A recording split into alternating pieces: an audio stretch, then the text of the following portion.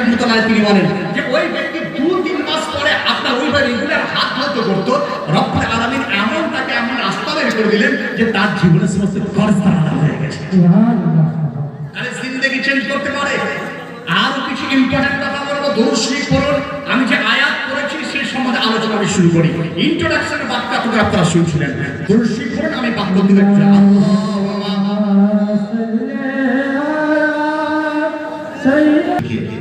সূরা ইউনূস আয়াত নাম্বার 58 রব্বুল আলামিন তিনি ইরশাদ করেন, কুল বিফাদলিল্লাহি ওয়া বিরহমাতিহি ফাবিযালিকা ফালিয়াফরাহু।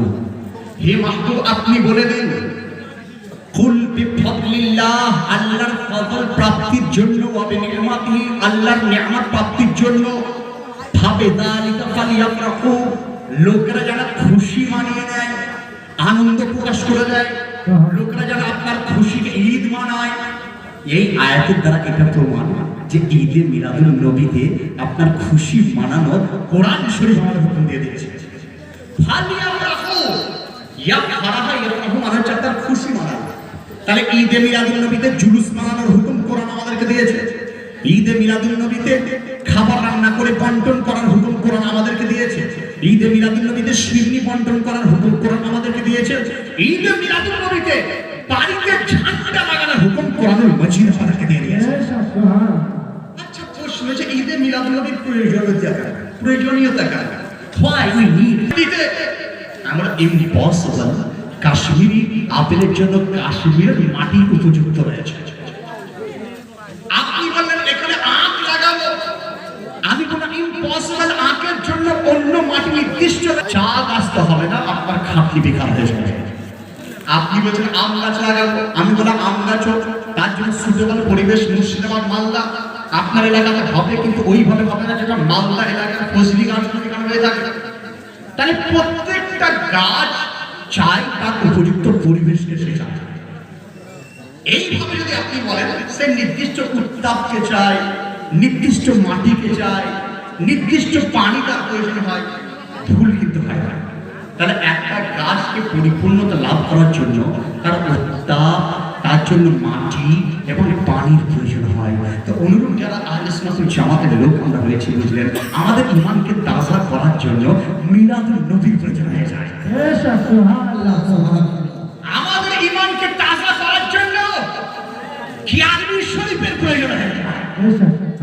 আমাদের ঈমানকে তাজা করার জন্য ছিটা শরীফের প্রয়োজন হয়ে যায়। যে বলে মানি না, মানবো না, করবো না, কোনো বাদ নাই, তাকে বাতিলের খাতায় লিখে দেন। যে বলে আপনার এলাকায় ধাপ চাষ করা মানে বেকার, তার পিছনে লেবার দেওয়া বেকার হয়ে যাবে, কারণ তার ঈমান মুর্দা হয়ে গেছে। ঈমান বলে কিছু নাই।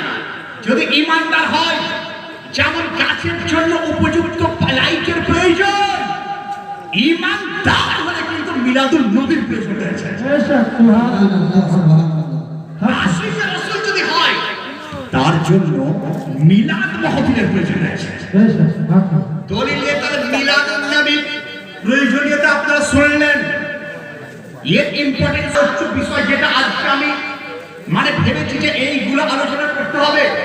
আমার মুস্তাফার তাখলিক, আমার মুস্তাফার মিলাদ, আমার মুস্তাফার প্রিয়তা, এই তিনটে পয়েন্ট যদি আপনারা বুঝে যান, তাহলে মিলাদুন নবী পালন আমাদের সার্থক হয়ে যাবে। কি তাখলিক? ওনার সৃষ্টি কখন সৃষ্টি হয়েছিল, ওনার বেলাদাত উনি কখন দুনিয়ায় এসেছিলেন, ওনার পেশা আর নবুয়তের এলান, নবীর তারিখ কেন করে। আমি বললাম শুনুন, মার্কস বা সে বলবে আমি চাষ করি, ধান চাষ করে এত লাভ পেয়েছি, এই চাষ করে এত লাভ পেয়েছি, সেটা বর্ণনা করতে শুরু করে দেয়। তাহলে প্রত্যেকের একটা উদ্দেশ্য থাকে, প্রত্যেকের একটা মানসা থাকে। তো অনুরূপ আজকের দিন যখন স্টেজের মধ্যে ওঠার পর নিজের বাবার কথা আমরা বলি না, নিজের বিজনেসের কথা আমরা বলি না, নিজের আপনার কোন রকম প্রোডাক্টের কথা বলি না। আলিমরা যখন স্টেজে ওঠার পর তারা বলতে শুরু করে দেয়, সবসে আলা ওয়ালা হামারা নবী, সবসে বালা ওয়ালা হামারা নবী, সারে ऊंचे में ऊंचा समझ है किसे, ऊंचे से ऊंचा हमारा आपकी मौलाना साहब क्या नाम नबी तारीख तो बड़े ताजदार की इरशाद करें, जिक्र सब ठीक है जब तक मजबूर ना हो नमकीन हुस्न वाला हमारा नबी। आला हजरत তিনি বলেছেন সেই মজলিস ততক্ষণ পরিপূর্ণতা লাভ করে না যতক্ষণ না নবী মুস্তাফার তারিফ না করা হয়। সেই বাড়ি খামাকাতে পরিণত হয়ে যায়, চীনের আড্ডাখানা হয়ে যায়, যে বাড়িতে মুস্তাফা নামে দরুদ করা হয় না। সেই জমি খামাকা হয়ে যায়, যে জমিতে রাসূলের তারিফ করা হয় না। সেই মাদ্রাসা থাকে না, বেকার হয়ে যায়, যে মাদ্রাসায় নবী মুস্তাফার নামে দরুদ ও সালাম করা হয় না। সেই মসজিদ বিরাট হয়ে যায়, যে মসজিদের মধ্যে আমার মুস্তাফার শান বয়ান করা হয়। বোঝা গেল সুন্নি তো তাকেই বলা হয় নামাজ পড়ে তার মধ্যে নবীর তারিফ। নামাজ ইবাদত আল্লাহ, কিন্তু নবীর তারিফ করতে হয়। একজন যে মৌলভী সাহেব अल्लाह के छाड़ा काउके मानी ना, अल्लाह के सिवा किसी को नहीं मानते हैं, আমি বলে মাযাল্লাহ নাউযুবিল্লাহ, আল্লাহ के छाड़ा काउके मानবো না, এটা ইবলিসের মেসেজ, নমরুদের মেসেজ, ফিরআউনের মেসেজ, আবু জেহেলের মেসেজ। আবু জেহেল একটা মূর্তি ছিল, বইটা খুব নামি দামি মূর্তি। তো আবু জেহেল মূর্তিটাকে পূজা করত, তার ডিউটি যেমন সকাল সন্ধ্যা পূজা করত। যখন আমার মুস্তাফা নবুয়তের ইলান করে দিলেন, আবু জেহেল মূর্তিটাকে কাঁধে করে নিয়ে বলছে, মূর্তি শোন ভূত, এতদিন তোকে আমি খুবই কাজ করিয়েছি, কাজ করে তোকে আমি খুব পুজো করেছি, আজকে একটা কাজ তোকে করতে হবে। কি কাজ? নবী মুস্তাফা ও নবী গালি করছে, তোকে বলতে হবে যে নবী তুমি নাও, নবী তুমি নাও, আমি হচ্ছে আসল খোদা মাউজুবিল্লাহ। আবু জেহেল তাকে শেখাতে, কিন্তু বলবে কি করে? শুনতে তো সে পায় না, খেতে তো সে পারে না, আবার সে চলতে পারে না। আবু জেহেল ঘাড়ে না তুললে সে চলতে পারে না। আর রব তাকেই বলা হয় যে কারণে মুহূর্তাজ হয় না, কারণে মুখাপে কি হয় না। আর ওই মূর্তিকে নিয়ে আসছে আবু জেহেল, আবু জেহেলের মূর্তি, আবু জেহেলের মূর্তি, সে না তুললে সে যেতে পারে না, সে তাকে আপনার যদি হাতে না তুলে সে হাঁটতেও পারে না। আমাদের রব আল্লাহ, তিনি কারণে মুহূর্তাজ না, সারা বিশ্বের লোক সমস্ত মাখলুকাত আমার আল্লাহর। আমার রব্বুল আলামিন হামেশা ছিলেন, সব সময় ছিলেন, সর্বদা থাকবেন। আর আবু জেহেলের জন্ম আগে থেকে তার মূর্তিকে সে পড়ে তৈরি করেছে। তাহলে আবু জেহেল চলে গেল। আবু জেহেল আসার পর আমার মুস্তাফা যেখানে দ্বীনি তালিম দিচ্ছিলেন, দ্বীনি প্রচার করছিলেন, মূর্তিকে রেখে দিল। মূর্তির কাছে আবু জেহেল বলেছে, মূর্তি আজকে আমার লাশ তুই রেখে দে, আজকে আমার কথাকে রেখে দে, আজকে আমার সম্মানকে রেখে দে। তুই আজকে বল যে না তুমি নবী নও, আমি হচ্ছে আসল খোদা নাউযুবিল্লাহ। যখনই বলা রাসূলের পাক মুচকি হাসতে শুরু করেছেন, মুচকি হাসতে শুরু করেছেন, হাসি উঠলো। রাসূল তাকে হাসি ছিল না দিয়ে উঠেছে। যখনই নারা লড়াই করা, তখন আবু জেহেল মনে এত খুশি হয়েছে, যা এতদিনের এক কাজ আমার হবে, এতদিন তো লড়তে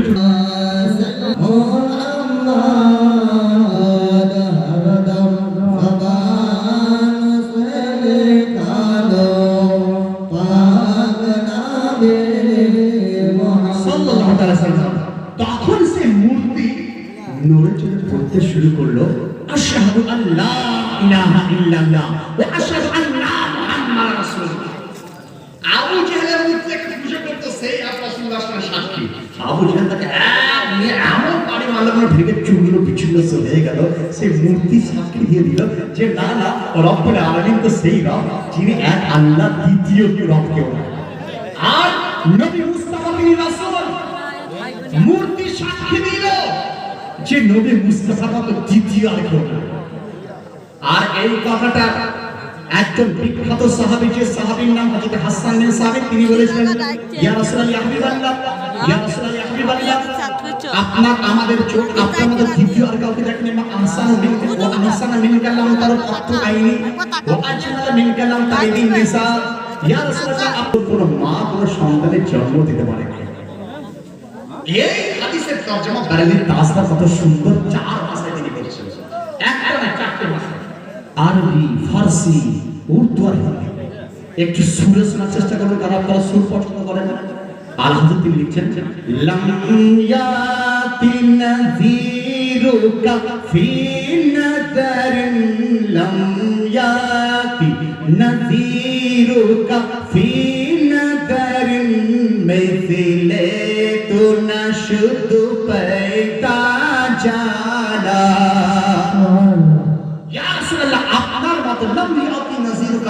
আর দ্বিতীয় কাউকে দেখেনি, কারণ আপনার মতো আর দ্বিতীয় কাউকে আল্লাহ সৃষ্টি করেন। जगराज को ताज तोरे सरसो, जगराज को ताज तोरे सरसो, है तुझको शहे तो सिवा जाना। या शम्स नजर तीला लैली छुपा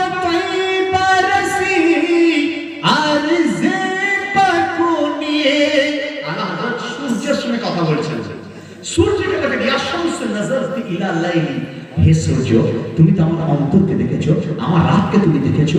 চুবা তাইবা রাসি আরজ বাকুনি, যখন তুমি মদিনা শরীফে যাবে তখন রাসূলুল্লাহর উদ্দেশ্যে আমার এই ফরিয়াদকে তুমি করে দেবে, তেরি জোতো কি ঝল ঝল জগম রচি, তেরি জোতো কি ঝল ঝল জগম রচি, মোরি স্বপ্নে না দিন হো না জানা।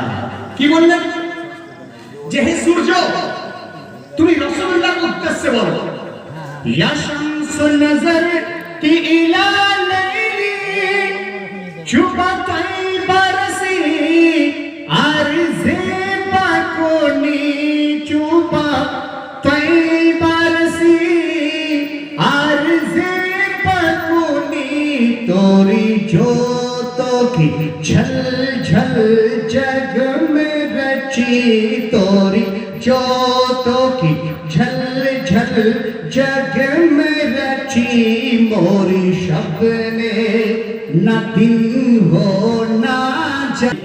আমার লিখিত 32টি বই আলহামদুলিল্লাহ পিডিএফ আকারে এবং অরিজিনাল বই এসেছে।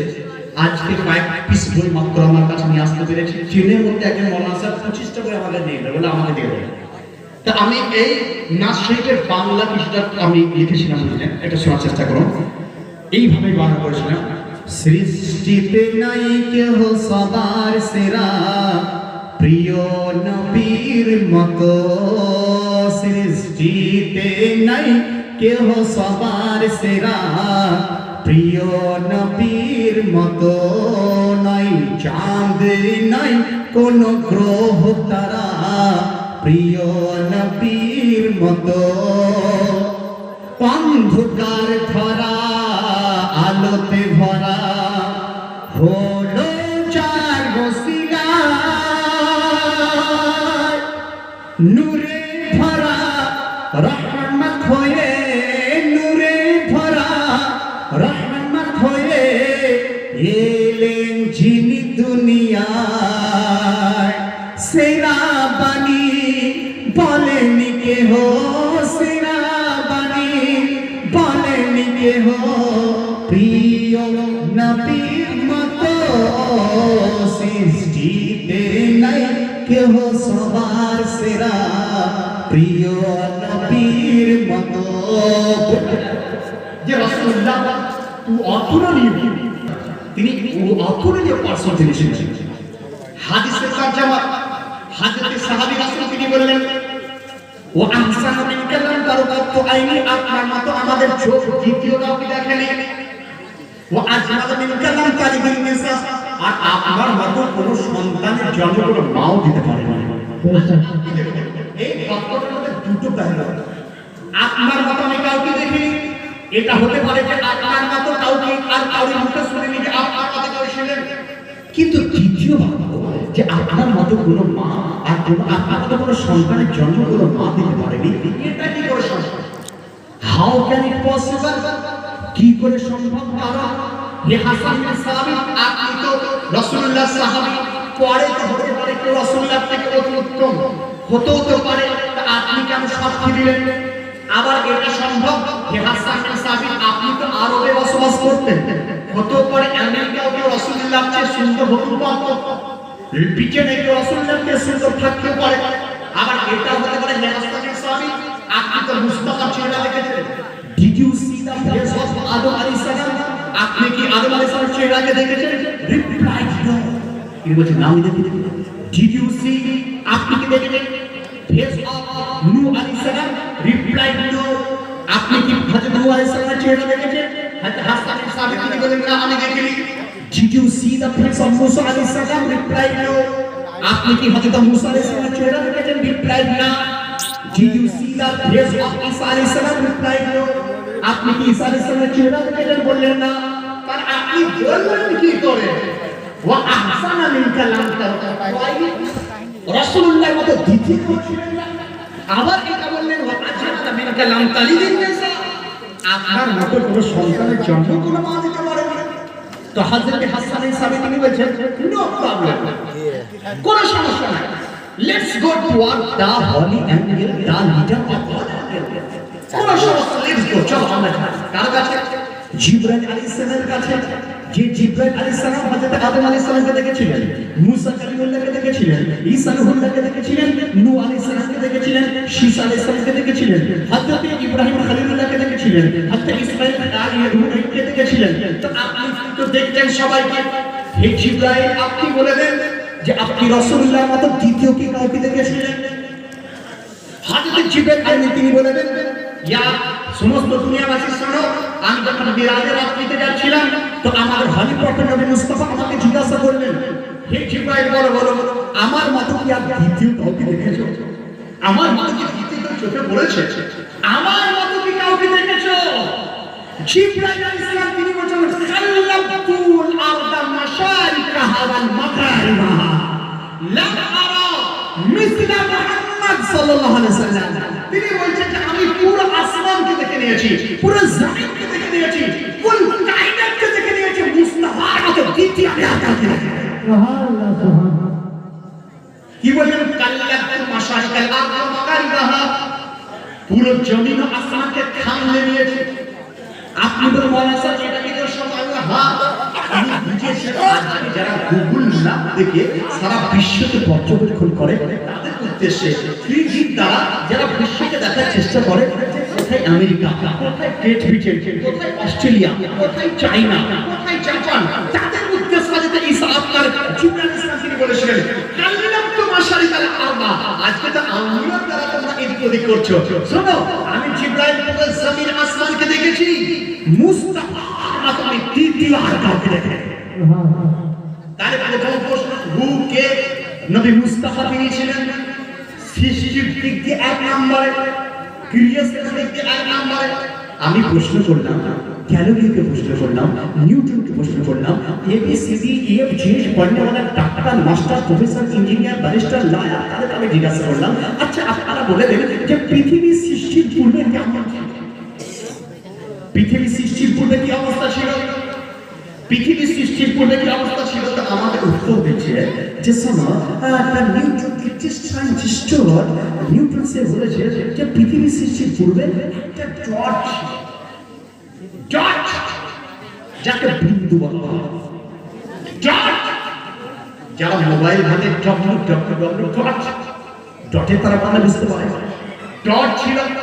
আচ্ছা ডটটা কি হলো?